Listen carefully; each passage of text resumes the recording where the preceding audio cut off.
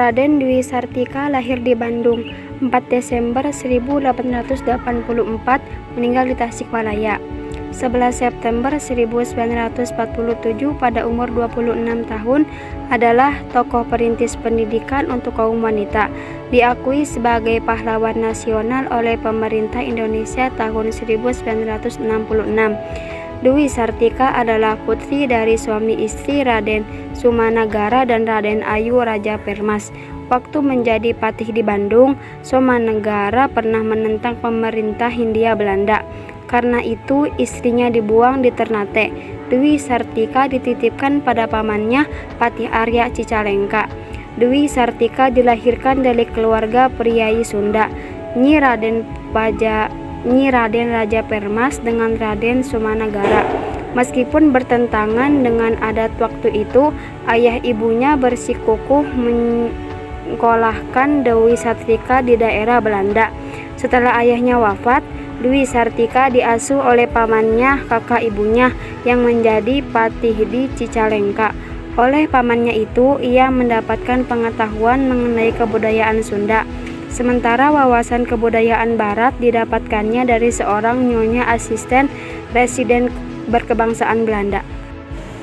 Sedari kecil, Dewi Sartika sudah menunjukkan bakat pendidik dan kegigihan untuk meraih kemajuan.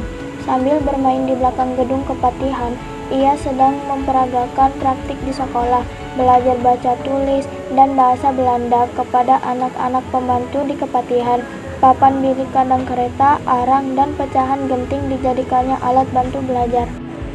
Waktu itu, Dewi Sartika baru berumur sekitar 10 tahun ketika Cicalengka digemparkan oleh kemampuan baca tulis dan beberapa patah kata dalam bahasa Belanda yang ditunjukkan oleh anak-anak pembantu kepatihan.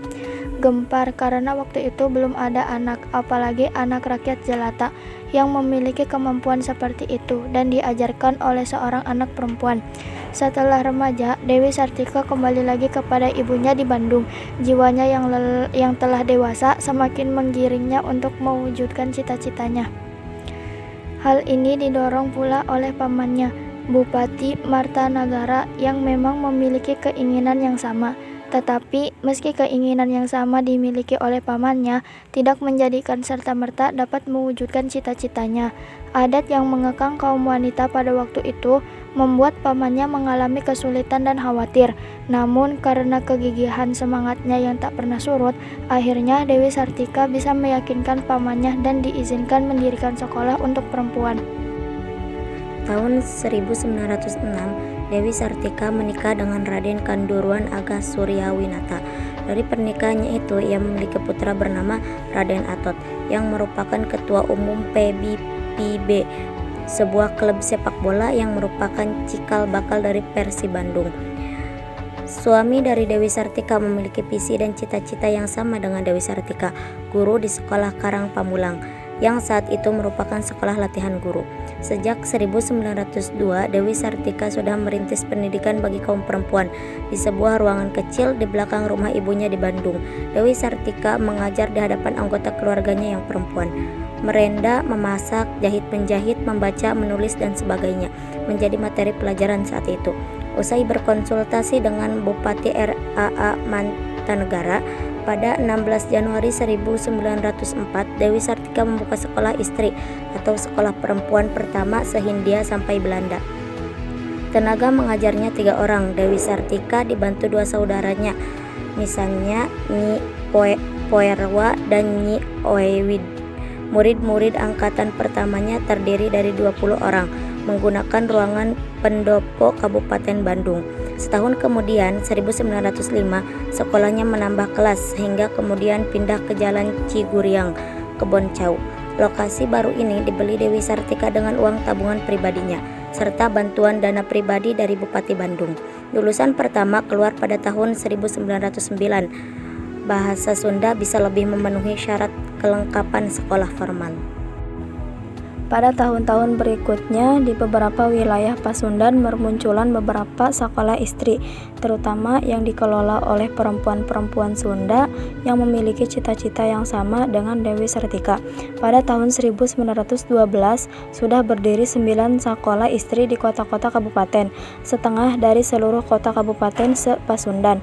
Memasuki usia ke-10 tahun 1914, nama sekolahnya diganti menjadi Sekolah Prautamaan Istri, Sekolah Keutamaan Perempuan.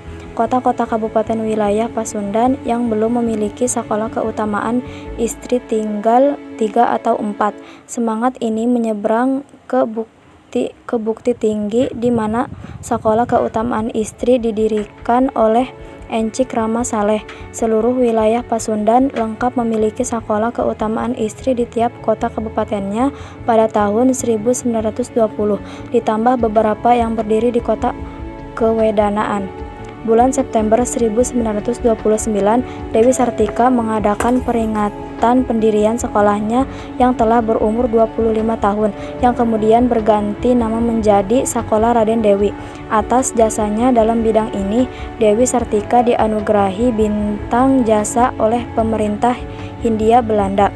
Dewi Sartika meninggal 11 September 1947 di Tasikmalaya dan dimakamkan dengan suatu upacara pemakaman sederhana di pemakaman Cigagadon, Desa Rahayu, Kecamatan Cineam. 3 tahun kemudian dimakamkan kembali di Kompleks Pemakaman Bupati Bandung di Jalan Karanganyar, Kabupaten Bandung.